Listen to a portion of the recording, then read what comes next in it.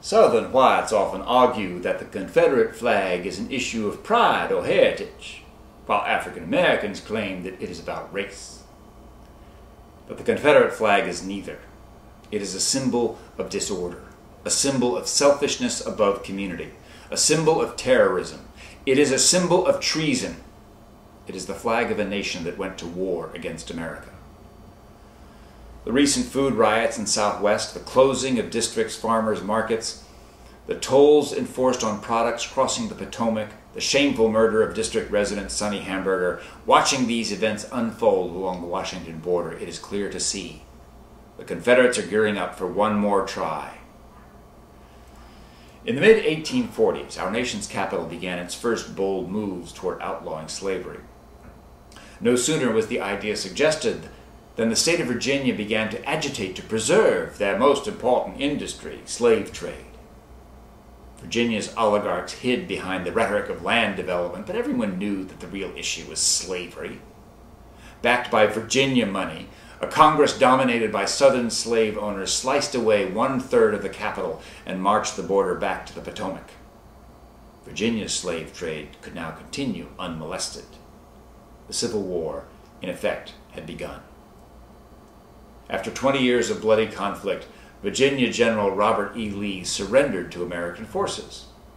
The terrorist threat, for a time, had ended. Slavery was banished from the landscape of our nation. But for reasons unknown, the stolen district land was never returned.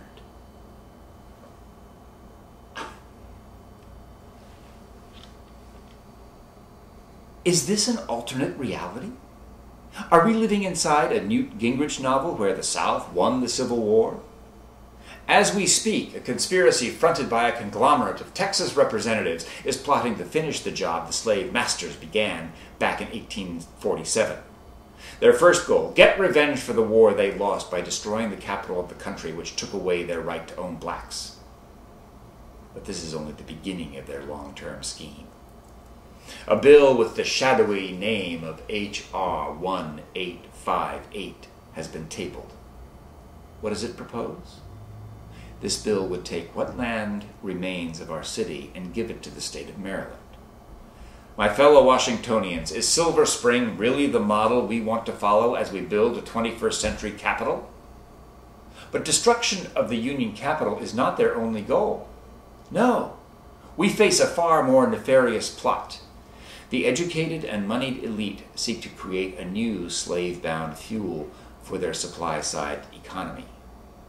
Instead of locking us in chains and forcing us to labor, they lock us into prefab communities, force us into dependence on oil, and then use the weapons of our rigged market system to dictate to us the kinds of lives we can live and the exact kinds of products we must spend our money and our lives pursuing. Like the cowed residents of Silver Spring, we can sit back and take society's newest chains. Or like John Brown, like Harriet Tubman and Frederick Douglass, like so many others who rose up around them, we can be bold enough to face our supposed betters and tell them thanks, but no thanks. Americans are a people who will have no master.